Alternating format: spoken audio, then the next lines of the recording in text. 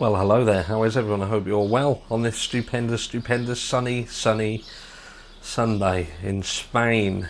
Now, I will just put this out there. I've not yet been able to find the elusive Jay Slater, as he remains missing. You're looking absolutely amazing, by the way. And I'm sporting my Hercule Poirot hat as we discuss something that is a bit of a room splitter. And that is regarding Jay Slater's parents. Now, ever since Jay Slater went missing, the family obviously headed over to Tenerife. Well, you would, wouldn't you? Obviously, your child goes missing, you're going to go and try and get involved and make sure that he is found.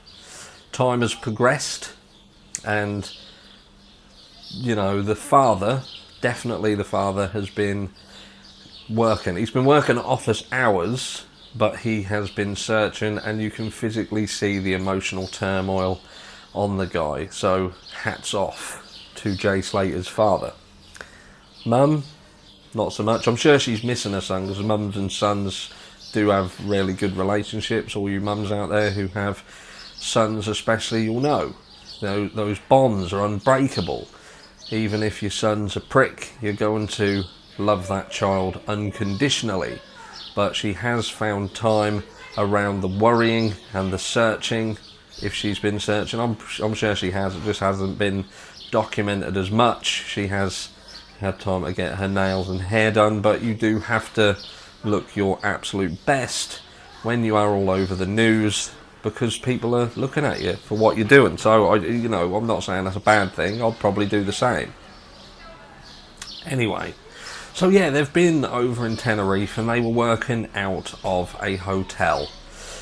It seems that they have succumbed to the idea that this is going to be a long job, because it would appear, even though the verbiage used in how it's been explained, it's been noted as they are now seeking to obtain a permanent search HQ, also known as a house. So it would appear, I could be wrong, I'm just putting this out there because that's what it seems to be, that Jay Slater's parents are looking to acquire a permanent residence in Tenerife. So I do wonder whether, and I'm going to stick a pin in this in a second, whether the GoFundMe money has been used in order to buy a permanent residence in Spain. Possibly. Now, don't get me wrong, in theory, that's not breaking or bending the rules even, as far as the GoFundMe, because ultimately that is to do with searching for their son. I just wonder whether after that, if they find him, or if they don't find him, they still obtain a property in order to keep them being able to come back on free holidays, apart from the flight. What do you think? And like I said I was going to stick a pin in that, because what fucking riles me off the clock is that you've got people who are out and about and they're searching, they're talking to people. Like most recently we heard, and I did a video earlier today talking about the waitress who had served a waitress at a rave, a drink server, a water bearer, like Waterboy, Adam Sandler even, had said that Jay could hardly stand. He was in a mess. He was ill. And she gave him a water, because that's the best thing to do. Now, I do hear that he was kicked out of the event. Now, I don't know how true that is, but obviously the Good Samaritan, Kasim, put him in an his car, rental car, and took him to to the B&B, where he was never seen again. But this girl who spoke, around that conversation, they'd reached out to the people who hold the event and the bosses, and they're like, yeah, we're not going to be speaking about it. So it does seem that people around it knows about it, they know of it, they potentially know information, but they're unwilling to speak. But you know what does sometimes make people speak, and that is something that you cannot find for hiding hair, and that is reward.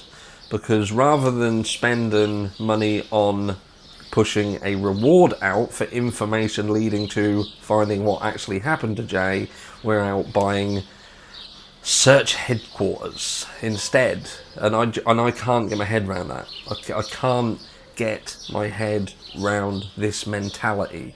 What you need when time is of the essence and you've got this scenario is you need a carrot on a stick to say, look, there's a load of money sitting there, and if one of you little scrote motherfuckers speaks and tells us what happened, and that leads to us finding out what did happen, there's some readies for you. Put in your skyrocket, go buy whatever you want. Buy whatever you want. You might even, if the reward's big enough, you can go and buy yourself a Rolex or an Audemars Piguet, something like that, if that's your bag.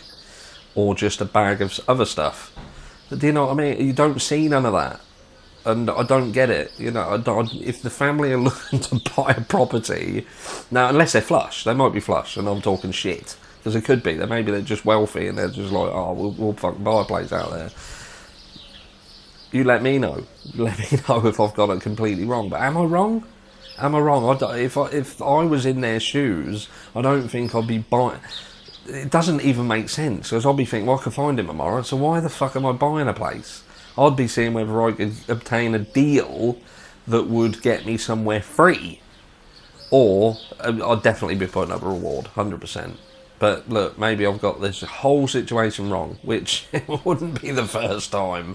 It wouldn't be the first time. I do get things wrong. I'm not like superhuman, and I'm not actually Hercule Poirot. Let me know what you think, and I'll catch you all in the next one.